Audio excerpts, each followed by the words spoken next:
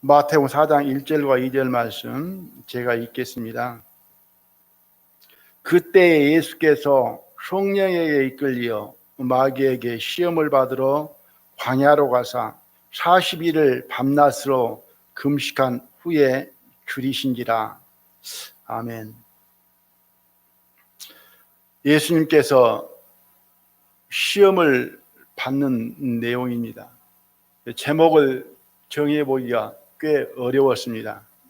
처음에는 예수님 받는 시험 그래 하다가 또 예수님은 시험을 받았다 그렇게 하다가 오늘 말씀의 제목으로는 시험을 받음으로 시험이 있다고 하는 것을 말씀을 드리려고 합니다.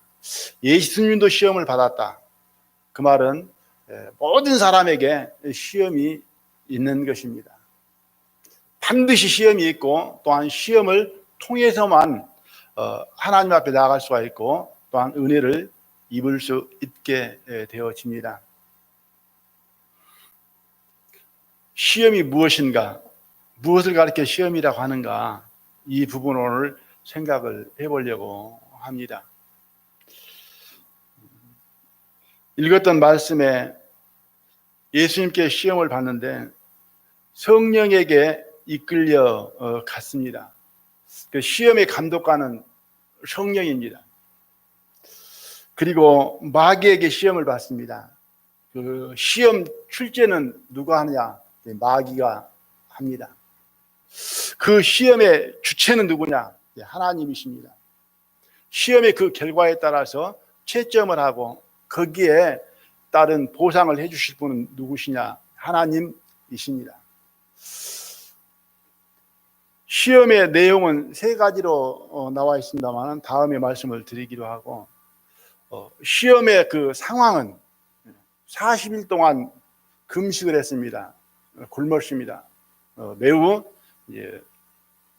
배가 고픈 상태입니다. 그런 상황에서 시험을 받게 되어지는데요. 시험은 무엇인가? 시험은 검증을 받는 것이다. 시험은 확인을 받는 것이다. 사실 여부를 검사받고 또한 평가, 판정을 받는 것이다. 그리고 시험의 결과에 따라서 그 시험을 통과하고 합격하게 되지면은 검증이 확인되는 것인데요. 합격을 하게 되지면은 인정을 받는다. 자격을 얻는다. 또는 신뢰와 믿음이 주어진다. 그리고 거기에 따른 가치가 주어진다. 사람으로 여길 것 같으면 귀히 여김을 받는다. 그리고 사랑을 받게 되진다. 시험을 통과하게 되면 쓸모 있게 되어진다. 시험을 통과하지 못하게 되면 사용할 수 없다. 쓸모가 없게 되어진다. 그래서 시험에 떨어지게 되고 통과를 못하게 되면 인정받지 못하게 되고 가치를 잃는다. 그리고 신뢰를 잃고 버려지게 되진다. 대상의 목적 안에 들어갈 수 없게 되진다. 대상 목적에서 벗어나게 되어진다. 시험은 이런 결과를 낳게 되어집니다. 모든 물건들도 시험을 해보죠. 그걸 가르쳐서 품질 검사, 품질 검증입니다. 품질 검증을 통해서 그 검사를 통해서 품질이 인정되어졌을 때에 그 가치가 있는 것이고 품질의 보증을 받게 되진다. 품질 검사에서 떨어지게 되지면은 불합격이 되지면은 어떻게 됩니까? 버려진다. 어떤 물건들은 폐기되어진다. 쓰레기가 되는 거죠. 기계들도 만들어지면 뭐 자동차가 됐든 어떤 기계가 됐든 성능 시험을 합니다. 그러죠. 성능 시험을 해서 합격이 되지면은 쓸모가 있게 되고 사용하게 되고 그 값이 있게 되어집니다. 그런데 성능 검사, 품질 검사를 통해서 그 합격점에 이르지 못하게 되지면은 그것은 어쩌면은 쓸모없는 것이 되어버리게 된다. 이렇게 생각을 합니다. 사람도 마찬가지다. 남녀가 이제 결혼을 하게 되잖아요. 결혼 전에 선을 보잖아요. 선을 보는 것은 물건으로 말하는 것 같으면은 검증을 해보는 거죠. 시험을 해보는 것이죠. 그 시험 문제는 마음속에 있죠. 어떤 여자가 선을 보러 가서 남자를 만났다. 그러면은 얼굴형은 네모냐 세모냐 동그라미냐 그러죠. 피부색은 하얀색이냐 검정색이냐 노란색이냐 마음속에 가지고 있는 거죠. 내가 지금 출제 이원이잖아요. 나는 세모를 좋아하고 노란색을 좋아한다는 거죠. 그러면 세모와 노란색은 내 마음속에 합격이 되는 것이고 동그라미와 검정색은 떨어지는 것이죠. 그리고 체격은 대자냐 중자냐 소자냐 다 있을 것입니다. 성격은 박력 있고 용감하냐 아니면은 온유하고 섬세하냐 아니면은 다정다감하냐 이런 것 등을 가지고 상대편을 보는 것이죠. 내 마음에 들면은 어때요? 합격이 되어져서 사귐이 되어지고 교제가 되어지고 결혼을 할 수 있게 되어집니다. 그런데 그 시험에 합격 못하게 되지면은 어떻습니까? 이제 함께 할 수 없죠.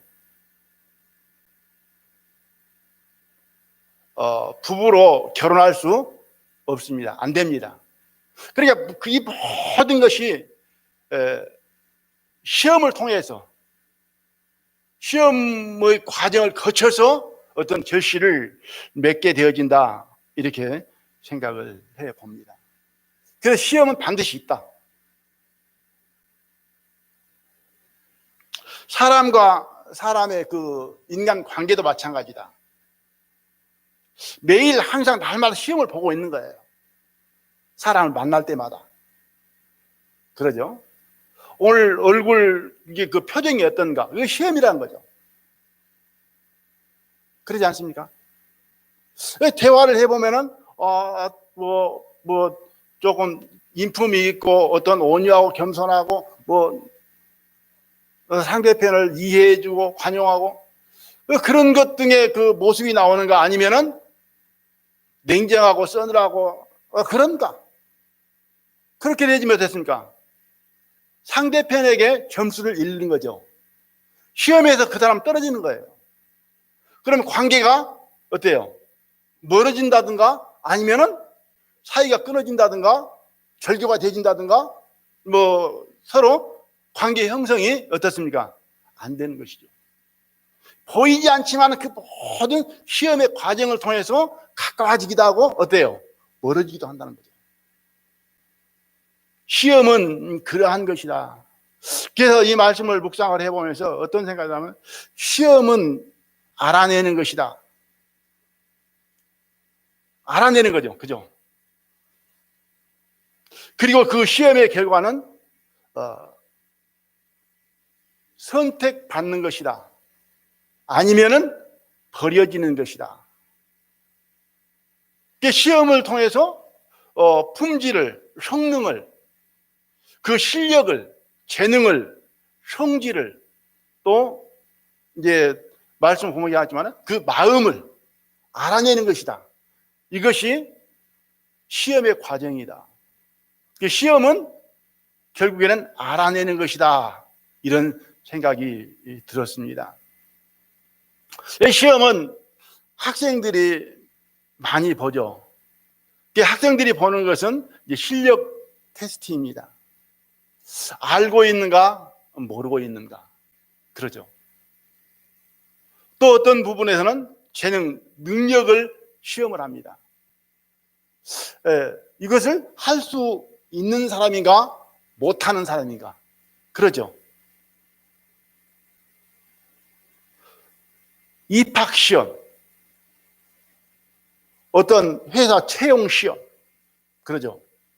채용시험에 합격되어지면 그 회사에 들어갈 수가 있고, 떨어지면 그 회사에 들어가지 못하죠.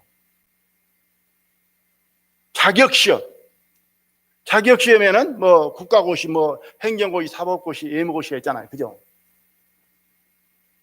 저도 국가고시 하나 합격해가지고 잘 사용하고 있습니다. 운전면허. 운전을 하려고 하면은 반드시 운전시험을 봐서 합격해서 자격을 얻어야 운전을 할 수 있습니다. 그래서 운전시험 보지 않냐고 자격을 얻지 못하고 자격증이, 면허증이 없는 가운데 운전을 하게 되면 뭐다 뭐예요? 불법이죠. 그러니까 반드시 어떤 목적에 도달하려고 하면은 그 과정이 있는데 그 과정이 곧 시험이다. 시험을 통과하지 않냐고는, 거치지 않냐고는 누구도 이룰 수 없다. 그 시험은 통과하게 되면 인정을 받게 되어지고 자격을 받게 되어지는 것입니다.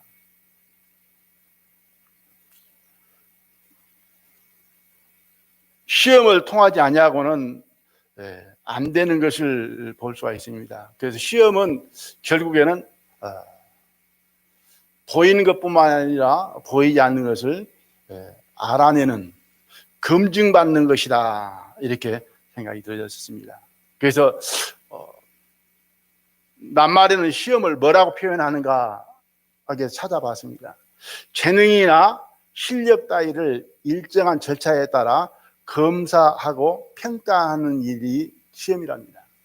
두 번째는 사물의 성질이나 기능을 실제로 증험하여 보는 일이다. 이것이 시험이랍니다.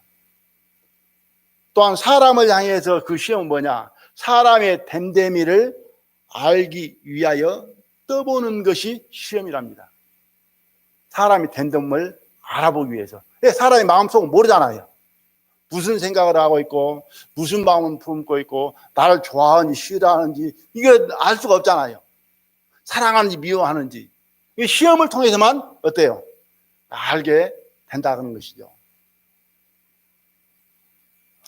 어떤 여자가 남자를 사귀었습니다. 그 남자가 진정 자기가 자기만을 사랑하고 자기만을 생각하고 있는가, 그것을 그 여자친구가 알아보기 위해서 친한 친구를 그 시험의 도구로 사용했다고 합니다. 자기보다 더 외모가 더 이쁘고 그런 친구를 이제 접근하도록 한 거예요. 그런데 그 친구를 보내는데 그 남자친구라는 그 사람이 그 여자한테 또 생각이 바뀐 거예요. 마음이 간 거예요. 그래서 결국에는 그것은 그 여자가 좋아해서가 아니고 시험의 도구로 나왔는데 그것이 들통이 나서 그 남자, 사귀는 남자가 불합격으로 떨어졌답니다. 무슨 뜻인지 아시겠죠? 그래서 인간관계도 뭘로 되어지느냐? 모든 것이 시험의 과정을 통해서 그걸 거쳐서 이제는 인간관계도, 서로 신뢰하는 믿음의 관계도, 사랑의 관계도 그 과정을 거쳐야만 된다. 사람과 사람 사이에 믿음이 잘 안 되잖아요. 그죠? 그러니까 알게 모르게 여러 가지로 뭐예요? 시험을 해보는 거예요. 저 사람은 믿을 만한 사람인가? 자식들도 모르잖아요. 그래서 용돈을 줘보는 거예요. 어디에 사용하는가? 그래서 정직하게 바른데 옳은데 사용할 때 이제 더 많은 것도 맡길 수 있게 된 거잖아요. 뭘 통해서? 시험을 통해서 믿음이 오게 되진다는 거예요. 그래서 예수님도 시험을 받는 거예요. 그 시험을 통해서 예수님도 그 결과를 얻어내는 것을 볼 수가 있습니다. 이런 생각을 해볼 수가 있죠.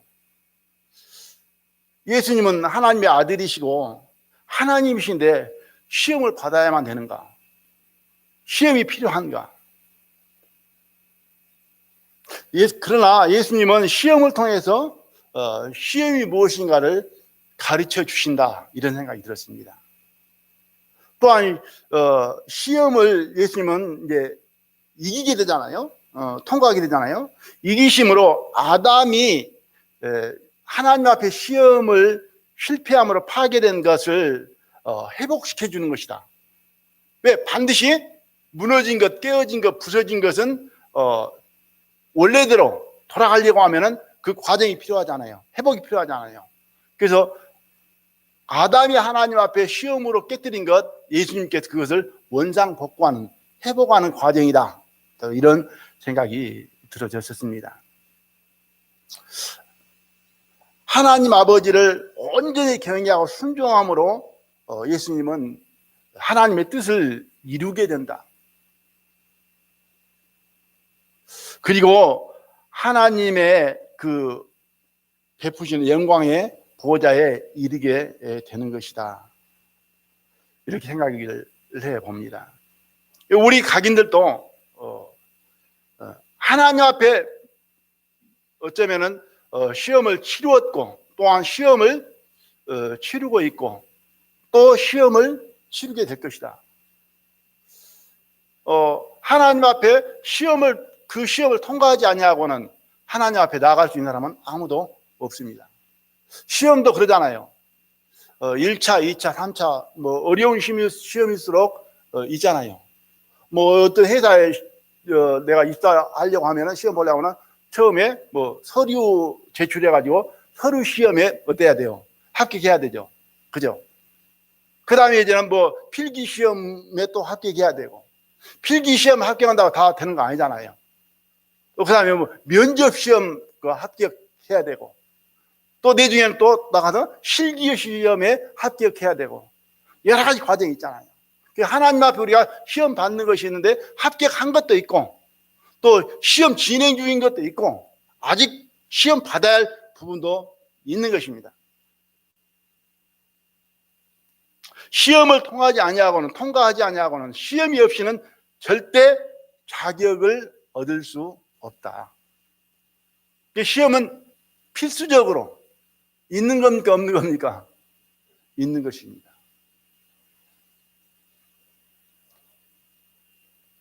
성경에서 어떤 시험이 있었고, 또한 그 시험의 결국이 어떠한 것인가, 하나님은 무엇을 바라고 무엇을 중점으로 무엇 때문에 시험을 하시는가를 좀 생각을 해봤으면 합니다. 우리가 아는 대로 창세기로 넘어가서 볼랍니다. 창세기 2장.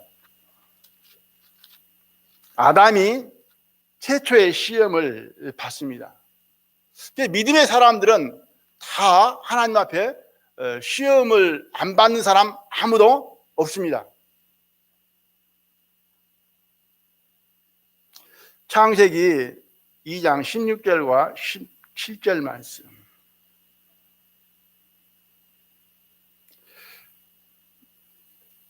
여호와 하나님이 그 사람에게 명하여 가라사대, 동산 각종 나무의 실과는 네가 임의로 먹되 선악을 알게 하는 나무의 실과는 먹지 말라. 네가 먹는 날에는 정령 죽으리라 하시니라.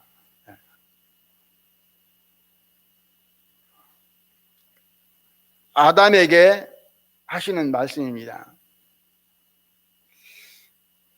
이 아담이 지금 시험을 받는 그 시험의 상황은 예수님하고 다르죠. 예수님은 광야에서 40일 동안 굶주린 가운데 시험을 받지만은, 지금 아담은 에덴 동산에서 부족함이 없는, 하나님의 은혜 안에서 풍족한 가운데 시험을 받는 거예요. 지금. 시험의 상황이 좀 다르죠. 선악을 알게 하는 나무의 실과를 먹지 말라. 문제는 그것이었습니다. 그리고 답까지 다 줬어요. 먹으면 어때요? 정령 죽는다. 이게 시험이 어려운 문제예요? 쉬운 문제예요? 답까지 다 알고 있잖아요. 그냥 먹지 말라 했으니까 안 먹기만 하면 돼. 그리고 지금 형편이 어려운 것도 아니고 배고픈 것도 아니고 굶주린 것도 아니고 힘든 것도 아니고 그냥 말씀에 예 알겠습니다. 다만 하나님을 경외하고 그 말씀을 믿고 순종하는 마음으로 안 먹기만 하면 돼. 그런데 3장 4절에서 6절까지 제가 읽어보겠습니다. 뱀이 여자에게 이르시되 너희가 결코 죽지 아니하리라. 너희가 그것을 먹는 날에는 너희 눈이 밝아 하나님과 같이 되어 선악을 알 줄을 하나님이 아심이라. 여자가 그 나무를 본지 먹음직하고 보암직하고 지혜롭게 할 만큼 탐스럽기도 한 나무인지라. 여자가 그 실과를 따 먹고 자기와 함께한 남편에게도 주매 그도 먹은지라. 네.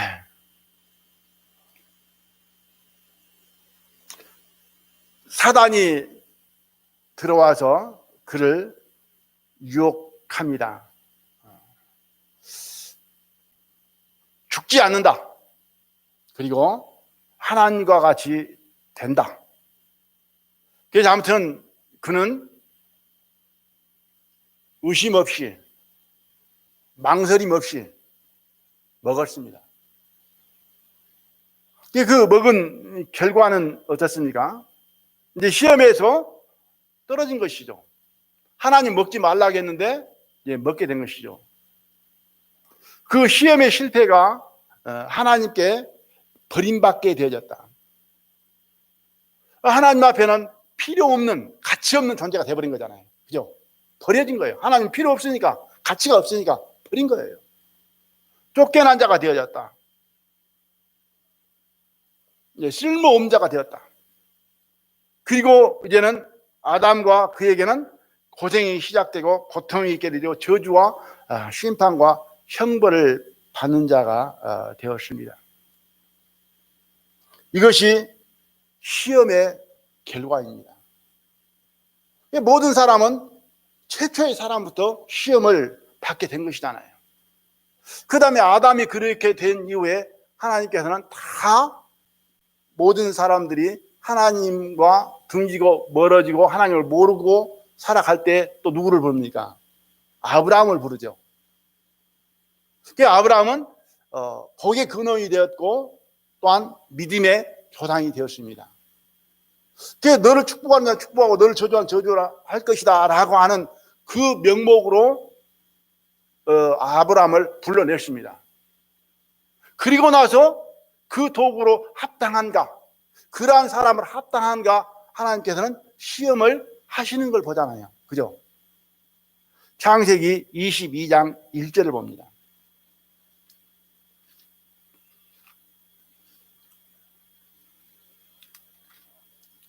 (22장) 1절 말씀, 1절과 2절 말씀을 읽어드리겠습니다. 22장 그 일 후에 하나님이 아브라함을 시험하시려고 그를 부르시되 아브라함아 하시니 그가 가로되 내가 여기 있나이다. 여호와께서 가라사대 네 아들 네 사랑하는 독자 이삭을 데리고 모리아 땅으로 가서 내가 네게 지시하는 한 산 거기서 그를 번제로 드리라. 네. 아브라함이 어떻게 그 아들 이삭을 얻었는가 아시죠? 100세에 얻었습니다. 하나님께 주시겠다라고 말씀하셨고 또 그 말씀을 믿음으로 받아서 얻게 되었습니다. 아들을 낳을 수 있는 상황이 아니었잖아요. 사람은 경수도 끊어졌고 아들을 얻을 수 없는 상황이었습니다. 그렇게 얻은 아들이기 때문에 얼마나 아브라함에게는 소중한 아들입니까? 그래서 하나님도 그걸 모르는 게 아니잖아요. 그죠? 아시죠?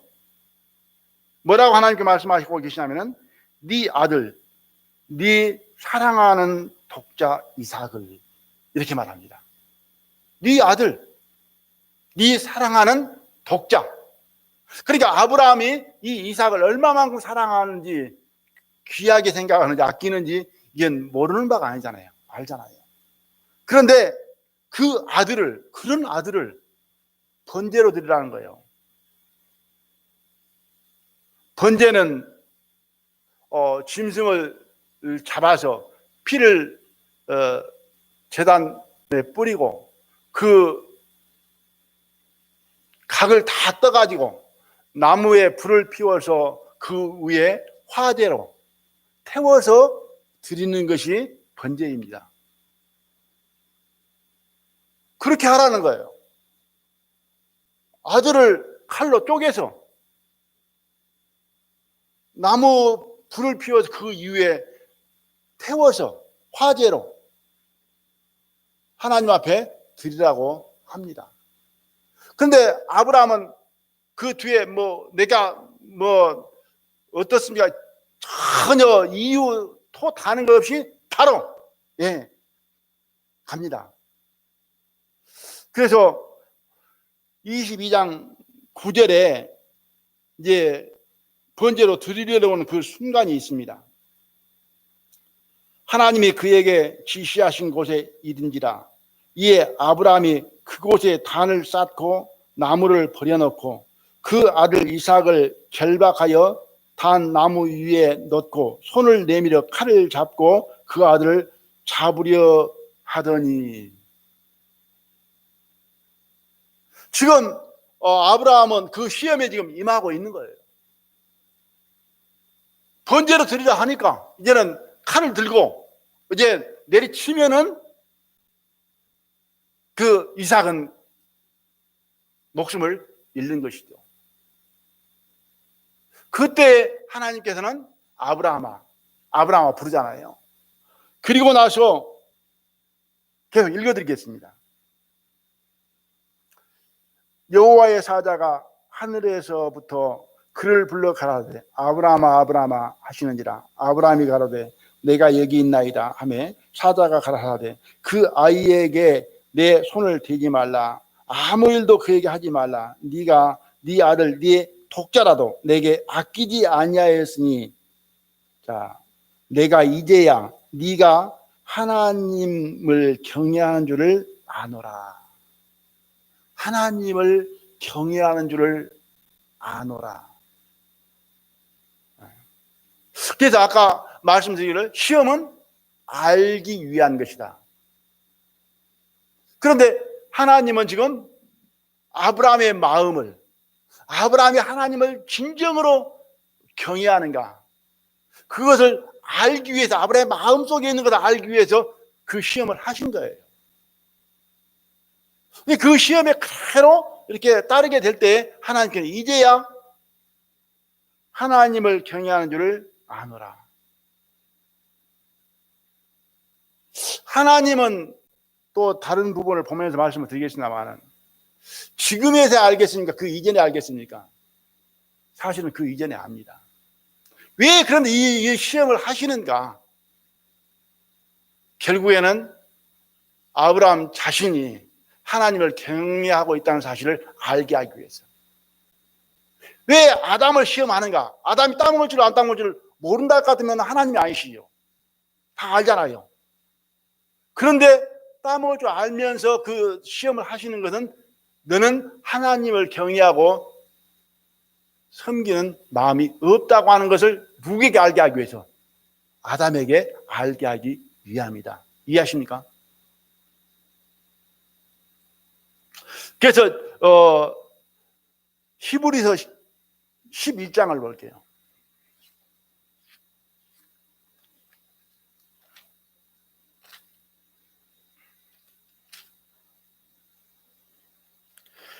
히브리서 11장 17절에 19절에서는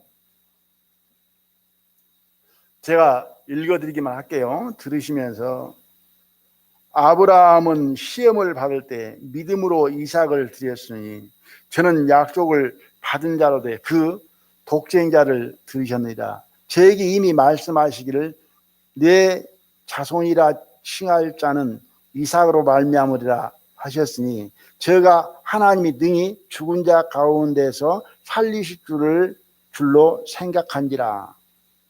비유컨대 죽은 자 가운데서 도로 받은 것이니라. 그러니까 아브라함은 뭐라고요? 믿은 거죠. 하나님의 말씀을, 하나님의 능력을.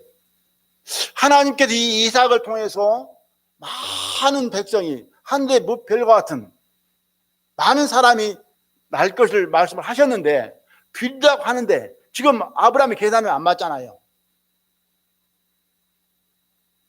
그런데 하나님은 죽은 자 가운데 살리시든지 뭘 하든지 하나님께서 알아서 하실 일이고 드리라고 하니까 자기는 드린 것이에요. 믿음으로 했다고 말씀하고 계십니다. 그래서 아브라함은 믿음의 조상이 되고 복의 근원이 됐음을 볼 수가 있습니다. 야고보서에서는 아브라함이 믿음으로만 아니라 행함으로 말미암아 의롭다함을 받았다 이렇게 되어 있습니다. 그러니까 이 말씀을 볼 때 하나님은 어디에까지를 봅니까? 믿음만 봅니까? 믿음에 의한 행함을 봅니까? 행함까지입니다. 믿음으로서 끝나버린 게 아니다는 거죠. 믿음에는 반드시 거기에 따른 행함이 있다. 그래서 하나님은 네가 믿으면은 믿고 있으면 믿는가 안 믿는가 하나님은 확인하신다는 거예요. 그러면 아브라함이 바칠 줄 압니까 모릅니까? 안다고 하는 거죠. 그래서 아브라함에게 믿음이 있다고 하는 것을 가르쳐 주는 거예요. 그것이 믿음이라고 하는 것이. 그래서 시험이 없는 것은 없다 이렇게 생각을 합니다.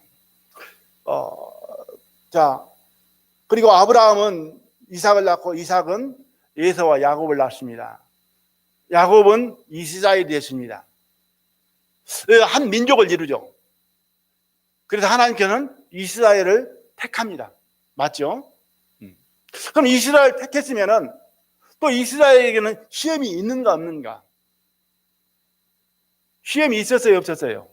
시험이 있었습니다. 그것도 한두 가지도 아니고 많습니다. 출애굽기 15장, 16장에서 보면은 이런 말씀이 있습니다. 여호와께 그들을 위하여 법도와 율례를 정하시고 그들을 시험하실세 이렇게 되어 있습니다. 마라에서 법도와 율례를 정하시고 그를 시험하사 16장 4절에는 만나를 매일 이렇게 거두라 합니다. 그리고 6일째는 갑절을 거두고 7째 날 안식일 날 거두라고 해요. 거두지 말라고 해요. 거두지 말라고 합니다. 그러면서 하시는 말씀이 내가 시험하리니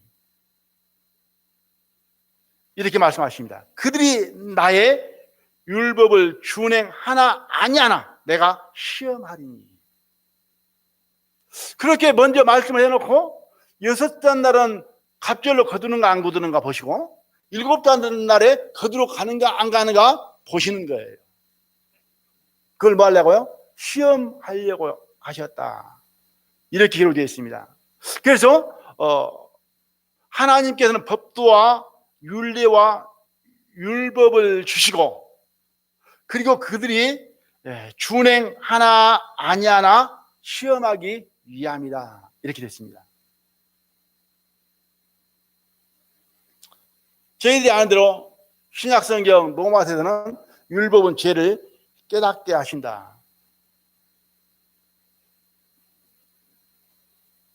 그런데 율법은 하나님의 거룩하심이십니다. 또 방금 출애굽기 말씀을 통해서는 이스라엘을 시험하심에도 쓰셨습니다. 그러니까 이스라엘을 시험하시는데 이제 다 연결이 되는 거예요. 하나님은 거룩하신 거예요. 이스라엘을 시험하시는데 그 말씀을 준행하나 준행하지 않아 아니하나. 그런데 신약성경에서는 죄를 깨닫게 하림이라. 그런데 그들이 지킬 수 있는 율법을 준 거예요? 지킬 수 없는 걸 주는 거예요? 지킬 수 없고 또 지키지 못하는 거예요. 그러니까 그 하나님의 시험은 뭐냐면은 네 자신을 알라는 거예요. 너는 선한 것이 없다.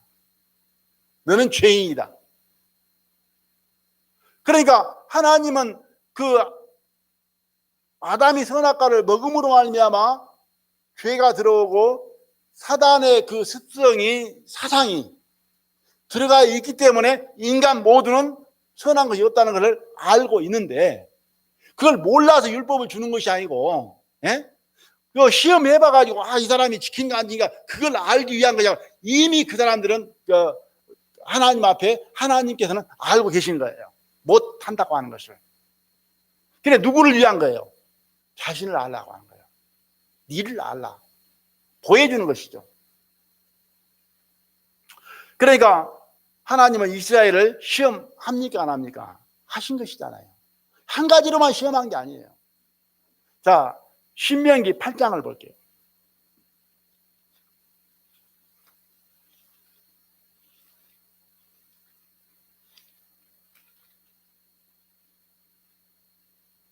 신명기 8장 2절을 읽어드리겠습니다.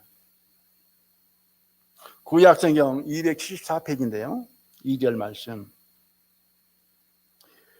내 하나님 여호와께서 이 40년 동안에 너로 광야의 길을 걷게 하신 것을 기억하라. 이는 너를 낮추시며 너를 시험하사 내 마음이 어떠한지 그 명령을 지키는지 아니 지키는지 알게 하심이라.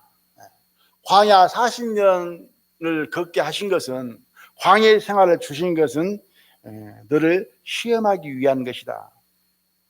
네 마음이 어떠한지 그 명령을 지키는지. 하나님은 이스라엘 백성의 마음을 다 알지만은 이 시험을 통해서 네 자신들 네 마음을 알라는 거예요.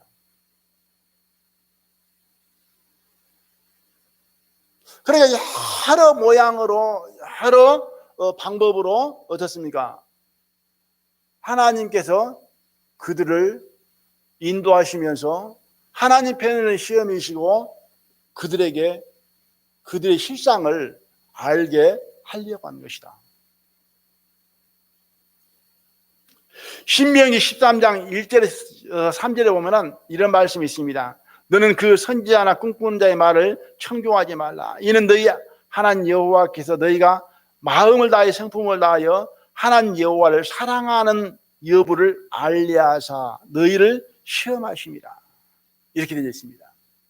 꿈꾸는 자들, 어떤 환상과 이상을 보고 하나님의 어떤 말씀으로 막 표현한 그 선지자들 있잖아요. 그죠?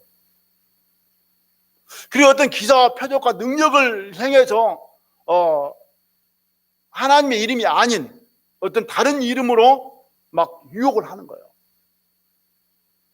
그러니까 아무리 아름다운 말을 한다 할지라도, 아무리 고상한 말을 한다 할지라도, 아니면은 아무런 어떤 기사와 표적과 이적을 행한다 할지라도 그것에 미혹되지 마라. 하나님의 이름이 아니고 하나님께 하시는 것이 아니면은 받아들이지 마라. 그것은 네가 하나님을 진정으로 사랑하는가 사랑하지 아니하는가 그 여부를 알려고 한 것이다. 이렇게 말씀하신 거예요. 그래서 여기에서는 하나님 여호와를 사랑하는 여부를 알리하사 너희를 시험하십니다. 이렇게 되어 있습니다. 하나님을 사랑하는가 사랑하지 않는가, 그것을 그 여부를 알려고 하는 것이다. 그래서 율법으로 또 광야의 어려움으로 또 그 화려한 것으로 또 나아가서 사사기 3장 1절 4절에 보면 이방 민족을 남겨둡니다. 가나안에 들어갔는데 그냥 그 가나안 민족을 다 그냥 없애버리고 이스라엘 민족들만 살게 하는 게 아니고 이방 민족을 많이 남겨둡니다. 그 이방 민족을 남겨둔 그 이유를 뭐라고 말씀하고 계시냐면은, 남겨두신 이 열국으로 이스라엘을 시험하사 여호와께서 모세로 그들의 열조에게 명하신 명령들을 청종하나 알고자 하셨더라. 이렇게 됐죠. 그 이방 민족을 통해서, 때로는 이방 민족을 도구로 사용하죠. 이스라엘이 범죄할 때 그들을 통해서 이제 멸하기도 하고 여러 모양으로. 이방 민족을 남겨둔 건 이유가 뭐라고요? 정말 그 하나님만을 명령을 청종하고 순종하는가, 그걸 알고자 하셨더라. 알고자 하셨더라. 예, 알아보니까 하나님만을 경외했어요, 안 했어요? 예, 안 했죠.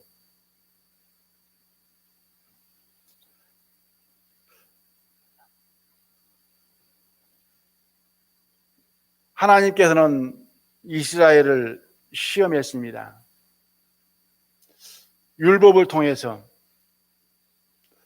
하나님의 말씀에 순종하고 하나님을 경외하는 그 여부를 알기 위해서, 그리고 그 마음이 어떠한지를 알기 위해서, 하나님을 진정 사랑하는가 사랑하지 아니하는가, 하나님의 명령을 청종하고 순종하는가 순종하지 않는가, 이것을 아시기 위해서 시험을 하셨다, 이렇게 말씀을 하십니다.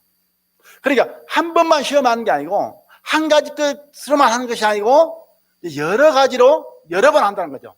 그죠? 예, 말씀을 드린 대로 하나님은 그들의 습성이나 그들의 그 마음이나 그 모든 것을 몰라서가 아니고 아시고 계시는데, 그 시험을 통해서 드러나게 하시고, 그리고 그들에게 하나님 앞에 어떠한 자인가 하는 것을 깨닫게 하기 위함이시다.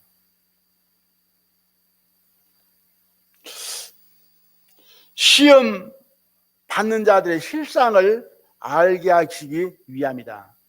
그래서 자신을 알게 하기 위함이다, 이렇게 생각이 됩니다. 그래서 그 시험을 통과하고 시험을 깨닫고 시험을 아는 사람은, 이제 다윗은 이렇게 표현합니다. 시편 66편 10절과 12절 말씀인데요. 여호와여, 주께서 우리를 시험하시되 우리를 단련하시기를 은을 단련함 같이 하셨으며, 우리를 끌어 그물에 들게 하시며 어려운 짐을 우리 허리에 두셨으며 사람들로 우리 머리 위로 타고 가게 하셨나이다. 우리가 불과 물을 통행하였더니. 이거 시험의 내용입니다. 쉬운 시험 하나도 없죠. 보통이 아닙니다. 단련하셨는데 은을 단련하신 것 같았다. 불 가운데 넣었다 뺐다. 그죠? 은을 단련하는데, 우리를 끌어 그물에 들게 하시며, 그물에 갇힌 고기를 한번 생각해 보시길 바랍니다. 올무에 그물에 걸린 새를 한번 생각해 보시길 바랍니다. 꼼짝할 수 없는, 오가도 못하는. 어때요? 새가 그물에 걸렸어요. 이제는 죽었구나. 이제 다 살았다.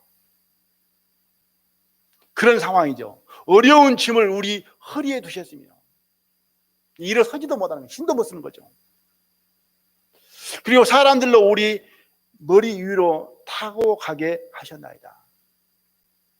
무시받고 천대받고 박대받고 머리를 밟아버렸다, 그 말이죠.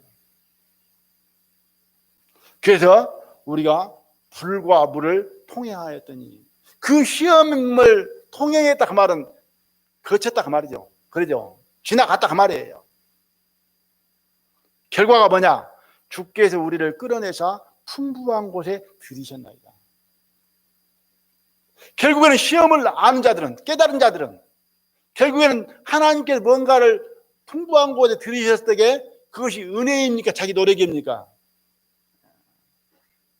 나는 그러한 사람이었는데 하나님께서 이렇게 이루어 주셨구나, 인도하여 주셨구나, 모두 다 뭐로 받아들인 거예요? 은혜로 받아들일 수밖에 없습니다. 하나님을 인정할 수밖에 없습니다. 하나님께 모든 영광을 돌릴 수밖에 없습니다. 그 시험을 통과한 사람이 자기를 자랑할 게 뭐가 있겠습니까?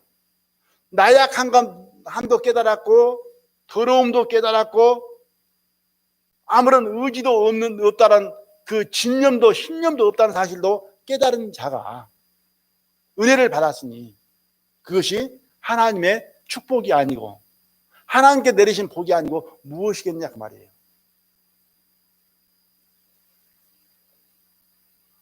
자, 아담이 시험을 받았습니다.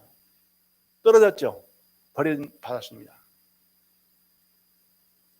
아브라함이 시험을 받았습니다. 통과했습니다. 하나님의 영광이 이르렀습니다. 또한 이스라엘을 시험했습니다. 많은 이스라엘 사람들 그 시험을 통해서 어떻습니까? 광야에서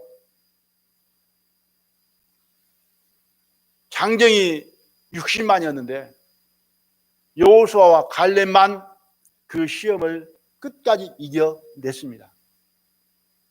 나머지는 다 중도 탈락했습니다. 그리고 통과한 자들은 하나님의 풍부한 곳에 이르렀지만 통과 못한 자는 낙오됐습니다. 또 우리가 시험하면은 욥을 생각을 합니다. 욥기를 보겠습니다. 시편 바로 앞에 욥기 1장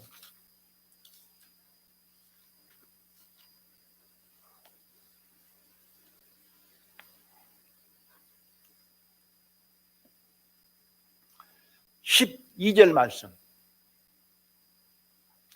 구약성경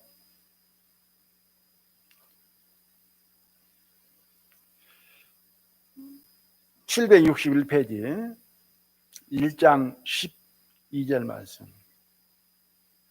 여호와께서 사단에게 이르시되 내가 그의 소유물을 다 네 손에 붙이노라. 오직 그의 몸에는 내 손을 대지 말지니라. 사단이 곧 여호와 앞에서 물러가니라. 욥은 동방 사람 중에 가장 큰 자라고 합니다. 여기에 사단에게 소유물을 다 붙인다라고 말씀을 하셨죠. 그런데 욥은 큰 자라는 말씀은 부자라는 말씀입니다. 양이 7천이고 약대가 3천이고 소가 500개리 1000이고 암나귀가 500이고 종이 많았습니다. 그리고 아들이 7이고 딸이 3입니다. 이것이 욥의 소유물입니다. 그런데 하나님 앞에 욥은 순전하고 정직하여 하나님을 경외한 자라고 합니다. 하나님께서 아시잖아요. 욥의 마음을. 그래서 사단이 하나님 앞에 와서 말씀하고 또 해보도록 하나님은 인정하고 허락합니다. 소유물을 맡깁니다. 그런데 내용을 보면은 스바 사람의 습격으로 소와 나귀를 빼앗기고 종들이 칼에 죽습니다. 또 하루는 에서 내려와서 양과 종을 살라버립니다. 다음에 갈대아 사람이 와서 약대를 빼앗고 종들을 죽입니다. 그 다음에 대풍이죠. 대풍. 큰 폭풍이 일어납니다. 집이 무너지고 아들 7과 딸 3이 죽습니다. 그 시험을 받습니다. 하루아침에 소유물을 다 잃는 것이죠.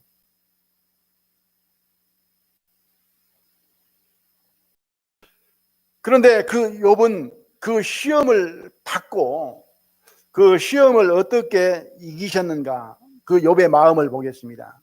21절과 22절 말씀 1장. 가로되 내가 모태에서 적신이 나와 싸운즉 또한 적신이 그리로 돌아가올지라. 주신 자도 여호와시요 취하신 자도 여호와시니 여호와의 이름이 찬송을 받을지이다 하고 이 모든 일에 욥이 범죄하지 아니하고 하나님을 향하여 어리석게 원망하지 아니하니라. 예, 욥은 시험을 여기에서 통과한 거죠. 맞죠? 주신 분도 하나님이시고 취하신 분도 하나님이시다. 내가 적신으로 나왔다. 빈손으로 왔다. 또한 적신으로 돌아갈 것인데 그러면서 하나님을 찬송하고 범죄하지 아니하고 원망하지 않았다라고 합니다. 이 욥의 시험에 비하면은 우리가 생활 속에서 받는 시험은 여기에다 비교할 수 없죠. 감히 시험이라고 말할 수 없습니다. 그런데 대부분 보면은 남의 것은 작게 보이고 내 것은 크게 보이는 거예요. 그죠? 이야기해 보면은 옆에서 볼 때는 자기 것은 이만한데 남의 것은 이게 큰 거예요. 시험이. 근데 이만한 걸 가지고 자기 것 제일 크다고 생각해. 너는 내 속 모른다. 너는 안 겪어봐서 모른다. 너는 모른다. 이렇게 생각하는 거예요. 누구 거 크다고요? 내 거 제일 큰 거예요.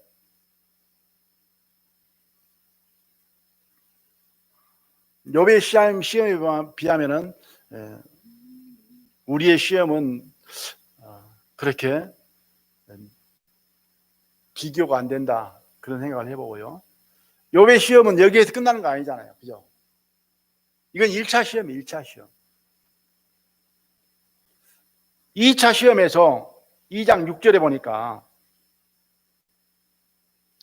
여호와께서 사단에게 이르시되 내가 그를 네 손에 붙이노라 오직 그의 생명을 해하지 말지니라.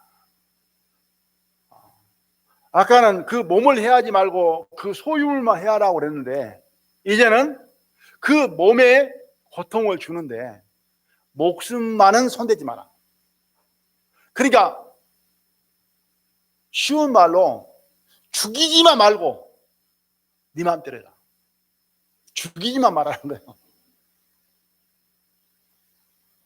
그게 사단은 그 시험을 7절부터 사단이 이에 여호와 앞에서 물러가서 욥을 쳐서 그 발바닥에서 정수리까지 악창이 나게 한지라. 욥이 재 가운데 앉아서 기와 조각을 가져다가 몸을 긁고 있더니 악창. 뭐 피부에 나는 어떤 질병인 것 같습니다. 뭐 부스럼 내지는 여러 가지 뭐 종기, 피부병. 그래 얼마나 고통스럽고 가렵든지 그걸 긁는데 손톱으로 손으로 하는 게 아니고 효자 손으로 하는 것도 아니고 뭘로요? 기와 조각으로. 기와 조각으로 그 우리 이렇게 긁어보면 어떨까요? 그래서 이 욥기를 읽어보면 완전히 그 가죽이 뼈에 붙은 거예요. 남는 게 없어. 입만 살았어요. 그렇게 되어지니까 아내도 미련하게 멍청하게 바보가 차라리 성기다 하지 말고 하나님 욕하고 죽어라. 그 부자였기 때문에 자기한테 도움 받았던 많은 사람들이 이제는 외면하고 떠나고 비방하고 손가락질하고 친하다는 친구까지 와서 위로한다고 왔는데 와서 계속 이제는 심지상한 말만 했었고 모든 사람에게 이렇게 버림받고 자기 소유물 다 잃어버리고 그리고 숨만 남고 자기 몸까지 다 상처로 이렇게 시험을 받는데 그 욥의 대답은 9절부터 읽어드리겠습니다. 그 아내가 그에게 이르되 당신이 그래도 자기의 순전함을 굳게 지키느뇨 하나님을 욕하고 죽으라. 이 말은 참 심각한 말이죠. 하나님 어디 있냐? 네가 섬기고 있는 네가 신이라고 하는 그 하나님이 계시다면은, 하나님이라면은 그럴 수 있느냐? 그냥 하나님 욕해라. 그리고 죽어버려라. 그리할 때 그 욥의 마음은 10절 그가 이르되 그대의 말이 의적은 여자 중 하나의 말 같도다. 우리가 하나님께 복을 받았은즉 재앙도 받지 아니하겠느냐 하고 이 모든 일에 욥이 입술로 범죄치 아니하니라. 주신 분도 하나님이시고 취하신 분도 하나님이십니다. 내가 빈손으로 왔다가 적신으로 왔다 적신으로 한다.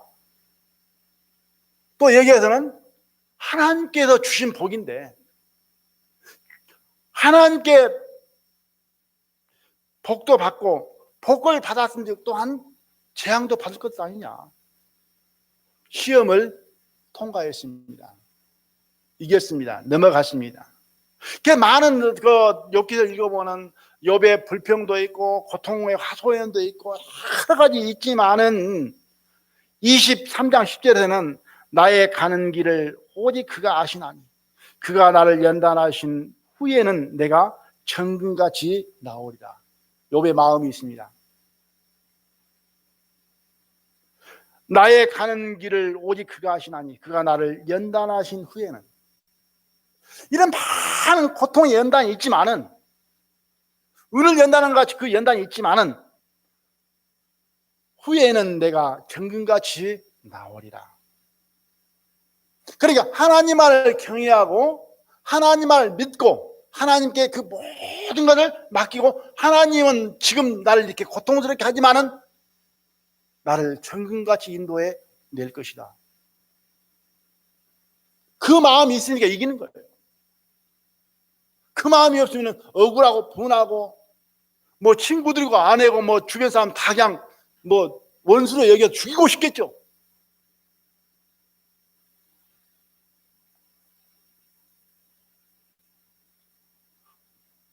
욥은 그런 마음이 있었습니다. 욥기 42장 12절에서 보면은 결과로는 욥은 하나님을 더 많이 알게 됐습니다. 그죠?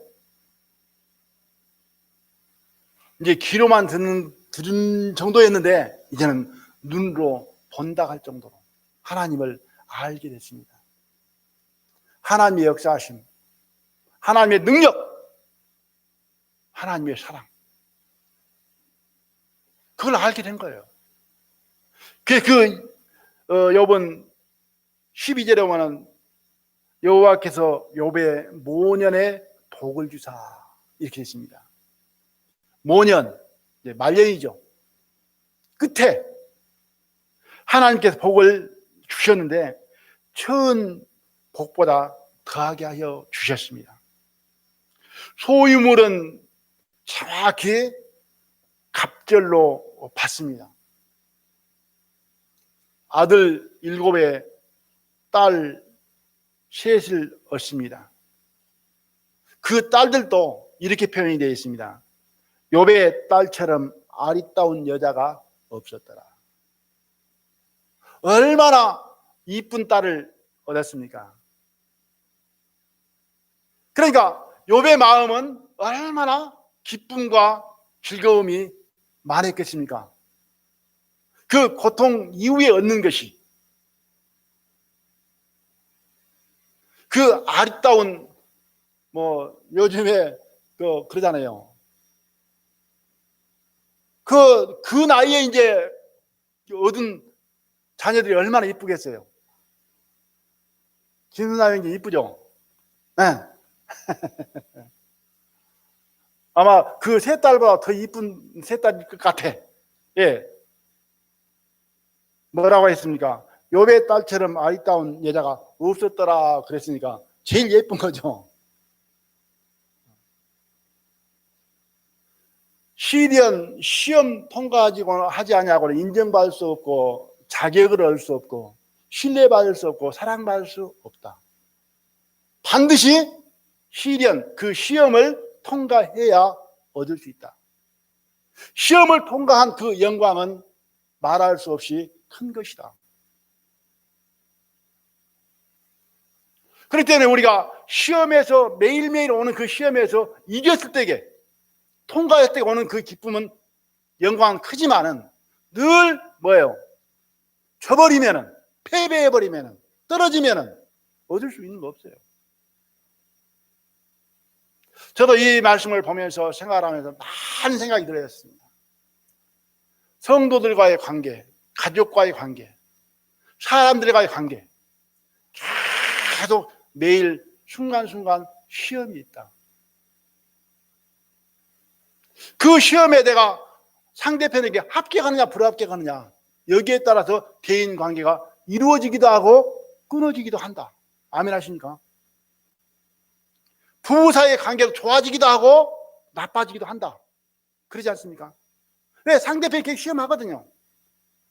의도적인 건 아니지만은 이건 자연적인 거예요. 일상적인 거예요.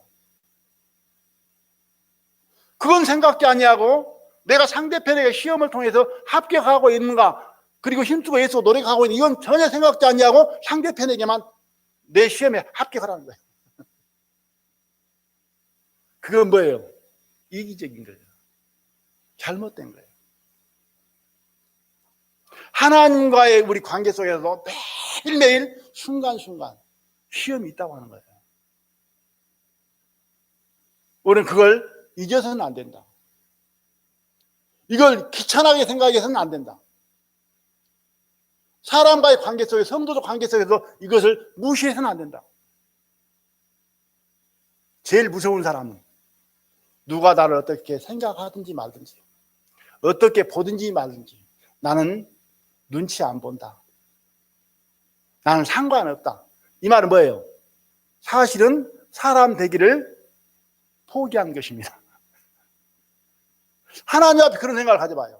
하나님이 어떻게 보든지 말든지, 어떻게 생각하시든지 마시든지, 나만 좋으면 되고 내 편하기만 하면 되고 그냥 내가 하고 싶은 대로, 원하는 대로, 가고 싶은 대로 살겠다.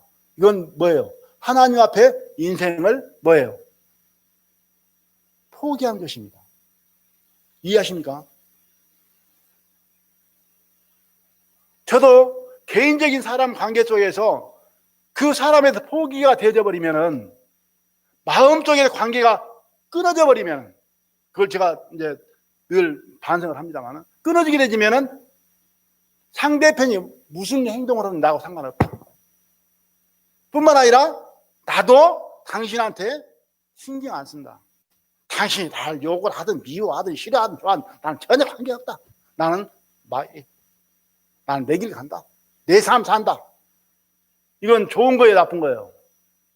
이건 악한 것입니다.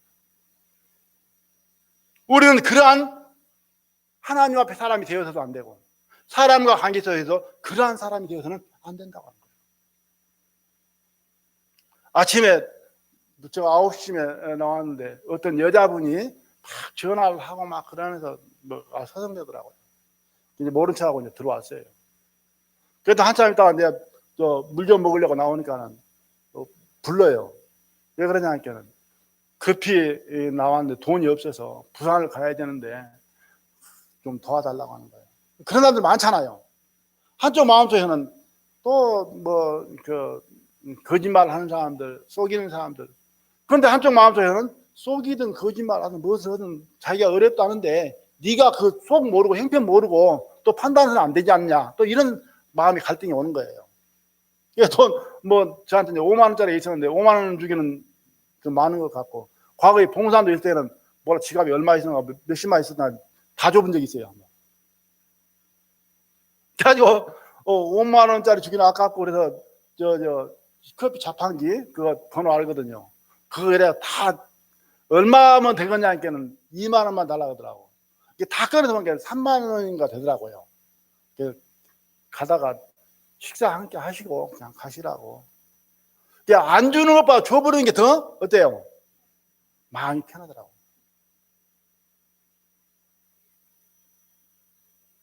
왜 항상 내 입장만 생각하면은 내 마음대로 사는 거예요. 그래서 상대편에 점수 딸 필요가 없어. 좋은 소리 하든 미운 소리 하든 뭐 싫어하든 좋아하든 아무 상관없는 거예요. 그게 뭐예요? 얼굴이 이제 두꺼워지는 거예요. 얼굴이 두꺼워진 게 뭐냐면은 마음이 강팍해진 거예요. 이건 잘못된 길로 가는 것입니다. 우리는 하나님 앞에 항상 시험을 받대요. 하나님 앞에 내 모습을 다 보이려고 하고, 그리고 나서 내 자신을 실상을 발견하고 하나님의 은혜를 인정하는 사람이 되어야 됩니다. 그래야 하나님의 은혜 가운데서 살아갈 수가 있게 된다는 거예요. 예수님의 시험은, 또 우리의 시험은 다음에 기회 되진 대로 계속 이어서 말씀을 드리려고 합니다. 오늘 시험에 관한 말씀을 한번 좀 생각을 해보시기 바랍니다. 시험은 반드시 있는 것인데, 시험은 알기 위한 것이다. 알아내는 것이다. 그걸 알아내어서 그 결과에 따라서 선택을 받기도 하고 버려지기도 한다. 다른 말로 하면은 사랑받기도 하고 미움받기도 한다. 영광에 이르기도 하고 비참하에 이르기도 한다. 시험은 반드시 모든 자에게 모든 부분에서 있는 것이다 하는 것을 잊지 않고 한번 기억하시면서 또 매일매일